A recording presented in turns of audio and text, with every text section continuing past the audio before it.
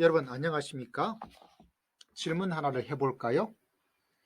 똑똑하면, 지성이, IQ가 높으면 행복에 도움이 될까요?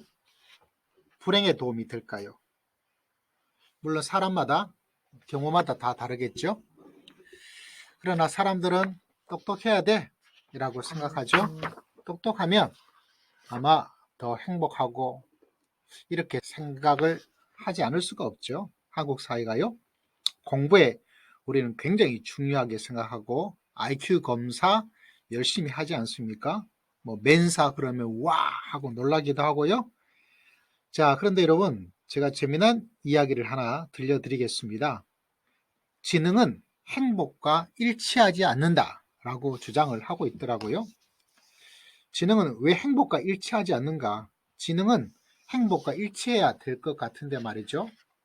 지능이 좋아야 공부를 잘하고 공부를 잘하면 행복하고, 그런데 여러분 놀라운 사실은 도리어 그런 지성을 과도하게 작동을 하여서 생겨나는 상상, 기억, 그 때문에 사람이 도리어 불행해진다라고 이야기를 합니다. 도리어 행복하기 위해서는 지성을 과도하게 작용하는 것을 제한을 시켜야 된다, 이렇게 이야기를 하고 있더라고요.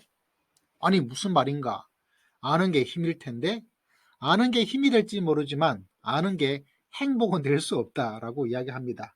뭐 그렇다고 바보가 되라는 말은 아니에요.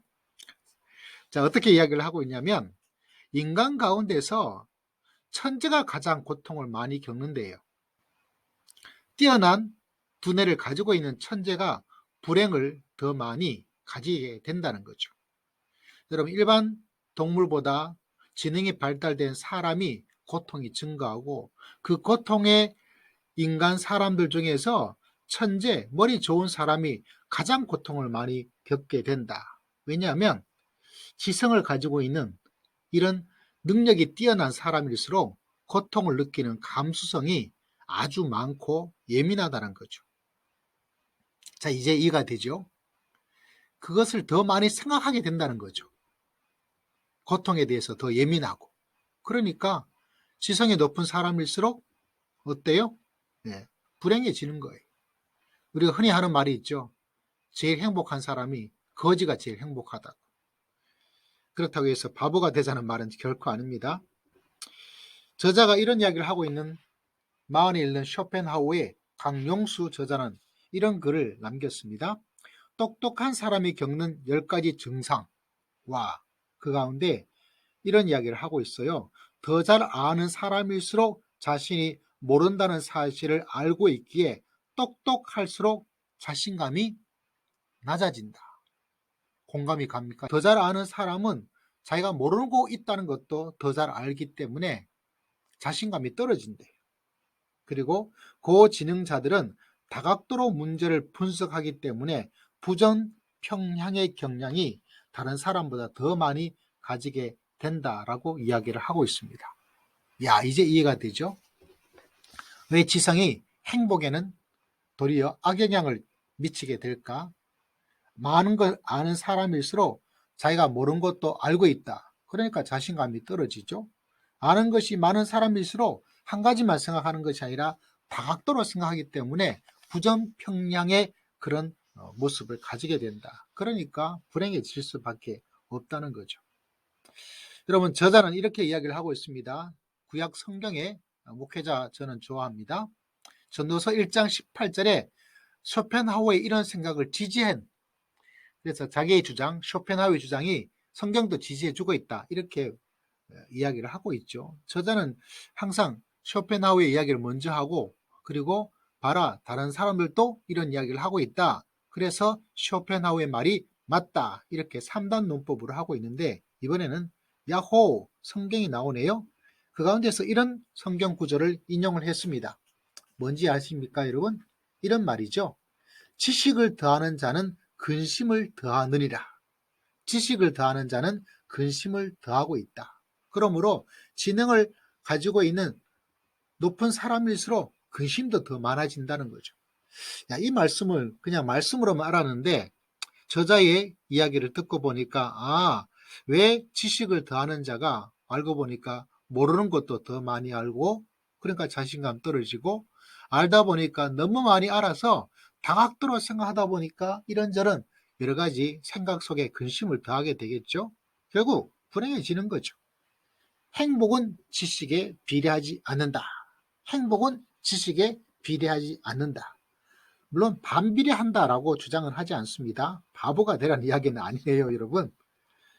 자, 쇼펜하우어의 이야기를 하면서 우리의 지성이 세계의 모든 걸 인식하는 도구가 아니고 생존에 기여하는 도구일 뿐이다 라는 정도로만 지성을 제한시키자는 거죠. 생존에 필요한 것들, 그리고 이 지성은 사물을 있는 그대로 보지 못한다라고 이야기를 하고 있어요.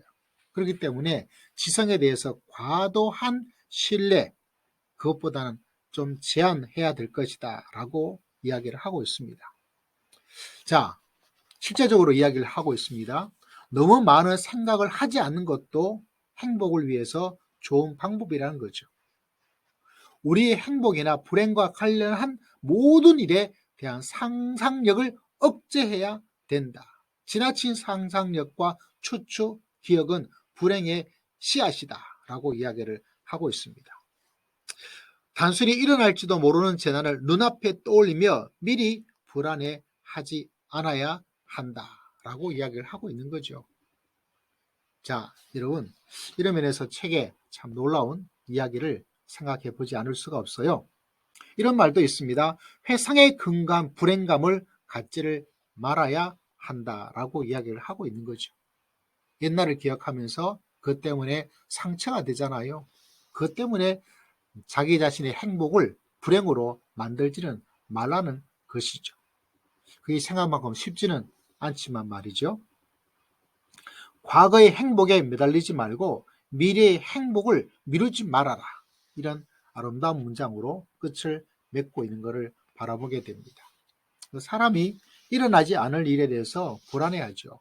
성경에서 이게 저자는 전도서의 지식을 더하는 자는 근심을 더한다라는 구절도 만들었지만 아무것도 염려하지 말아라. 우리 염려로서 이 세상을 바꿀 수 있는 것은 아무것도 없지 않느냐. 염려의 무용성을 이야기하고 있는 성경 구절도 있는데 그것도 같이 인용했으면 좋지 않았을까 이런 마음의 생각도 하고 있습니다. 자, 결론. 다른 것 아닙니다. 지성은 좀 제한을 시켜야 된다. 지성이 너무 발달되면 도리어 사람은 불행을 더 많이 가지게 된다. 그래서 내 지성의 사용을 딱, 그래서 이어령 교수가 지성에서 영성으로 이란 책이 있어요. 다시 말하자면 지성의 한계를 깨닫고 지성을 뛰어넘어 영성의 세계, 하나님의 세계에 자기 자신을 맡겨나가는 것. 이 쇼펜하우어가 지성에서 영성으로 이 뛰어남을, 이 말을, 이 진리를, 이 사실을 알았으면 참 더 좋지 않았을까 이런 생각을 하게 됩니다. 자, 오늘은 어디에서 이런 내용을 여러분에게 알려드립니까? 마흔에 읽는 쇼펜하우어 강용수님의 이야기 가운데서 한 부분을 함께 나누었습니다. 여러분 행복하시길 바랍니다.